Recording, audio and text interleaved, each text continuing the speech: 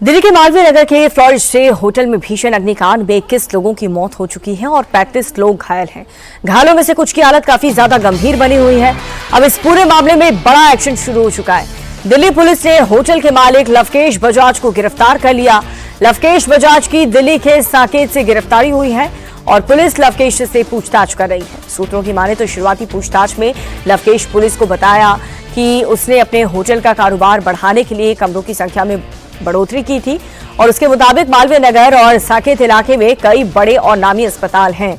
यहां पर देश विदेश से बड़ी संख्या में मरीज इलाज के लिए आते हैं, लेकिन उनके तीमारदारों के ठहरने की पर्याप्त व्यवस्था नहीं होती और इसी वजह से आसपास के होटल में इन तीमारदारों को कम दरों पर रहने की सुविधा मिल जाती है। इस भीषण अग्निकांड के बाद से सीएम रेखा गुप्ता भी एक्शन में आ गई। उन्होंने मामले की मजिस्ट्रेट जांच के आदेश दिए हैं और वहीं उपराज्यपाल ने दिल्ली के गृह मंत्री के साथ हाई लेवल मीटिंग के बाद पूरी दिल्ली के होटल्स की जांच के आदेश दे दिए। एलजी के आदेश के बाद से आज दिल्ली के अलग अलग इलाकों में जांच अभियान चलाया जाएगा। सरकार ने साफ कह दिया है कि जिस होटल में भी नियम तोड़ा गया होगा उसे तुरंत सील किया जाएगा। दिल्ली अग्निकांड पर अब सियासत शुरू हो चुकी है। आम आदमी पार्टी घटना के लिए दिल्ली सरकार को जिम्मेदार ठहरा रही है और वहीं बीजेपी ने पलटवार करते हुए ये कहा कि होटल को लाइसेंस केजरीवाल सरकार से दिया गया। तब की सरकार में मंत्री और ऑफिसर्स ने रिश्वत लेकर के ऐसे लाइसेंस बांटे थे। 3 मिनट की जो दूरी थी फायर स्टेशन की, वहां 1 घंटा लग गया साहब, और कोई जवाब देने वाला नहीं है। आज 4 इंजन की सरकार इनकी है, एमसीडी में ये, दिल्ली सरकार में ये, एलजी साहब इनके, केंद्र सरकार इनके, तो और कितने इंजन चाहिए साहब। मार्च 2026 में जो पालम में 9 लोग जल के मरे, तब इनका हाइड्रोलिक लैडर ना खुला। मई 2026 मतलब पिछले महीने विवेक विहार में जो 9 लोग मरे जल के, इनके फायर ब्रिगेड में पानी नहीं था। फिर इनका जो सीढ़ी है वो छोटा पड़ गया, दूसरा फायर ब्रिगेड बहुत देर में आया। आज भी यही हुआ।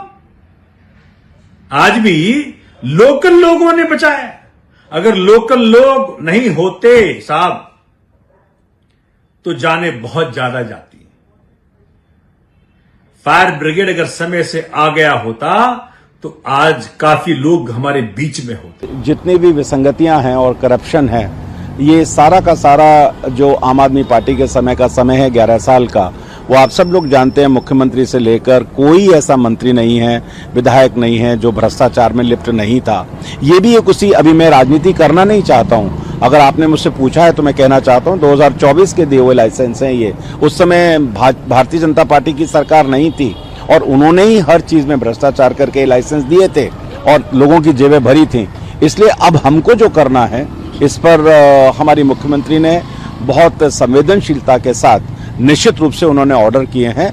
गिरफ्तारियां भी होंगी और इस तरह के जितने भी लाइसेंसेस हैं उनके आड़ में जो लोग गलत तरीके से मिसयूज कर रहे हैं उनके ऊपर भी सख्त कार्रवाई होगी और जो अधिकारी भी इसमें लिप्त हैं उनके खिलाफ भी सख्त कार्रवाई होगी, जिससे कि भविष्य में इस तरह की पुनरावृत्ति दोबारा से ना हो।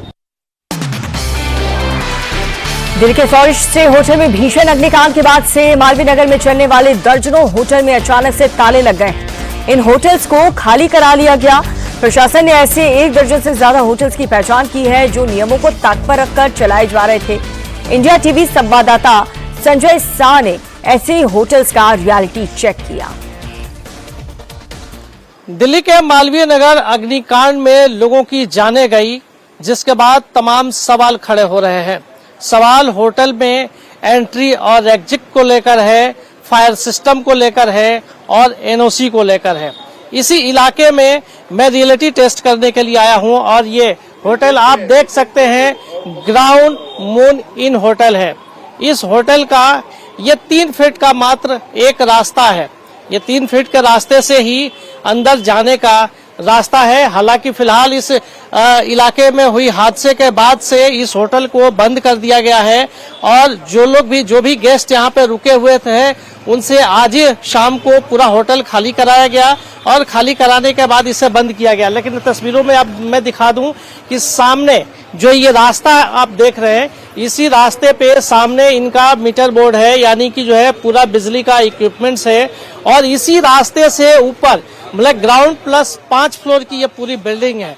इसी रास्ते से 5-6 फ्लोर तक जाना है और इसी रास्ते से बाहर निकलना है। यानी कि अगर दोबारा इस तरह का हादसा इस होटल में होता है तो जो मंजर आज इस इलाके के लोगों ने, दिल्ली ने और देश ने देखा है, वो मंजर दोबारा यहाँ देखे जा सकते हैं। क्योंकि मैं दिखा दूं पूरी बिल्डिंग, ये पूरा ग्राउंड फ्लोर 5 फ्लोर की बिल्डिंग है और इस बिल्डिंग का एंट्री और एग्जिट मात्र एक छोटा सा रास्ता है। ठीक इसी तरह के जिस बिल्डिंग में आग लगी है, जिस होटल में, वहां भी इसी तरह की समस्या थी, जहां पर एंट्री और एग्जिट का रास्ता बहुत छोटा था। जो लोग होटल में रुके हुए थे बाहर नहीं निकल पाए। अगर आग लगती है तो सिचुएशन यहाँ भी उससे बदतर हो सकती है। बीच में जब वहाँ आग लगी है, शटर बंद करें, इन्होंने से निकाल के जो भी इसमें रह रहे थे, बाहर के जो आके रहते हैं, जैसे रेंट रूंट पे ले लेते हैं, वो निकाल के बाहर इन्होंने भेजा है।